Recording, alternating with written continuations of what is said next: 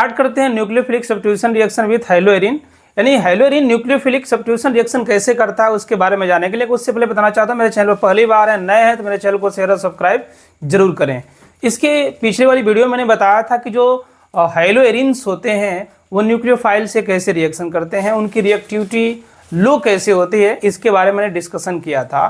तो आज हम स्टडी करेंगे कि जो न्यूक्लियोफाइल्स होते हैं वो हेलोएरिन के साथ रिएक्शन कैसे करेंगे। तो स्टार्ट करते हैं। हम यहाँ पर लेते हैं ये कंपाउंड्स हेलोएरिन्स है ना, जिसमें हमने ले लिया ये क्लोरोबेंजीन है ना, ये हमने लिया क्लोरोबेंजीन। क्लोरोबेंजीन क्या करता है कि न्यूक्लियोफाइल से रिएक्शन करेगा, जिसमें हमने मान लीजिए लिया NaOH है ना, NaOH है, यहाँ पर आप देख रहे हैं सोडियम हाइड्रोक्साइड जिसे बोलते हैं। ये जो NaOH है ये क्या देता है, अब ब्रेक हो जाता है Na+ में और OH निगेटिव में। तो जो OH निगेटिव होगा ना वो एज ए न्यूक्लियोफाइल की तरह वर्क करता है और इसके साथ रिएक्शन करेगा। लेकिन ये न्यूक्लियोफाइल है और यहाँ पर हेलोजन है, आप देख रहे हैं, तो इस पर इलेक्ट्रॉन है, आप देख रहे हैं। फिर ये खुद क्लोरीन एक इलेक्ट्रोनेगेटिव एटम है, तो यहाँ पर sp2 हाइब्रिडाइजेशन है, जिसकी वजह से जो ये न्यूक्लियोफाइल है ना इससे कम रिएक्शन करेगा, इसकी रिएक्टिविटी कम हो जाएगी।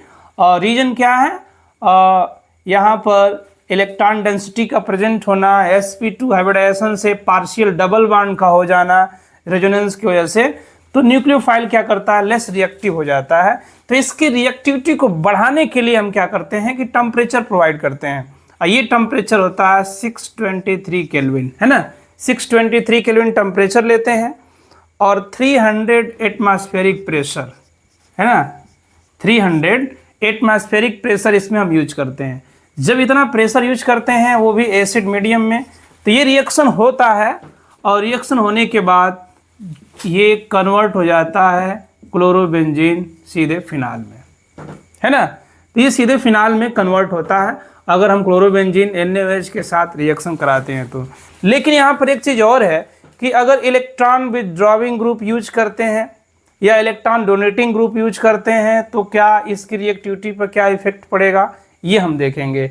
यहाँ पर अगर हम बात करें कोई इलेक्ट्रॉन विथड्रॉविंग ग्रुप अगर हम यूज करेंगे तो रिएक्टिविटी क्या होती है, बढ़ जाती है ना। यानी जो हेलोएरिन्स होते हैं ये न्यूक्लियोफाइल से रिएक्शन अगर करते हैं किसी कंडीशन में, जैसे हमने कंडीशन क्या प्रोवाइड किया 623 kelvin temperature and 300 atmospheric pressure, तो ये रिएक्शन किया है। लेकिन अगर हम यहाँ पर क्या करते हैं कि कोई इलेक्ट्रॉन विथड्रॉविंग यूज कर देंगे तो क्या होगा, इलेक्ट्रॉन विथड्रॉविंग यूज करने से ना इसकी रिएक्टिविटी बढ़ जाती है। अब इलेक्ट्रॉन विथड्रॉविंग ग्रुप रिएक्टिविटी को कैसे बढ़ाता है यहाँ पर देखते हैं। जैसे हमने एक रिएक्शन लिया, यहाँ पर ये क्लोरोबेंजीन है, यहाँ आप देख रहे हैं ये क्लोरोबेंजीन लिया और यहाँ पर मैंने लगा दिया NO2।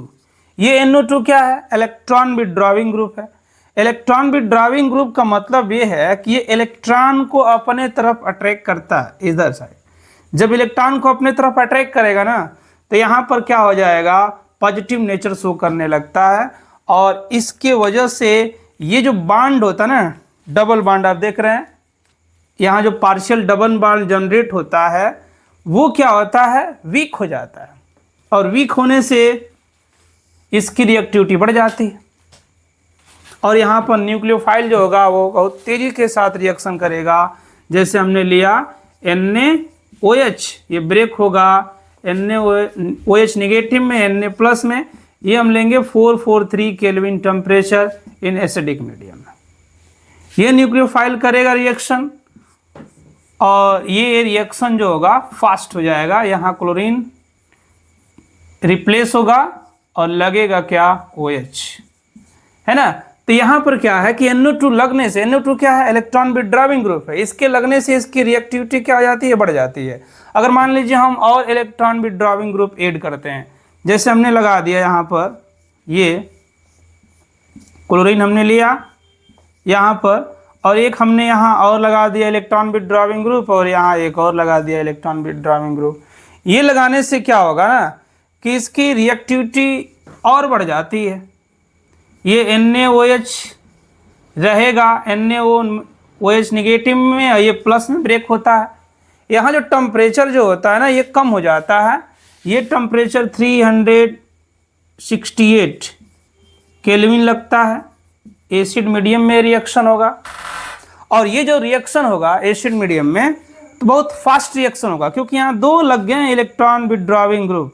इलेक्ट्रॉन विथड्रॉविंग ग्रुप 2 लगने से क्या होगा कि इसकी रिएक्टिविटी बढ़ जाती है और ये फास्ट रिएक्शन देता है और जो हमारा प्रोडक्ट होगा ये बनाएगा यहाँ पर, है ना, आर्थो पैरा डाइनाइट्रोफिनॉल प्रोडक्ट हो जाएगा यहाँ पर, है ना, ये आप देख रहे हैं।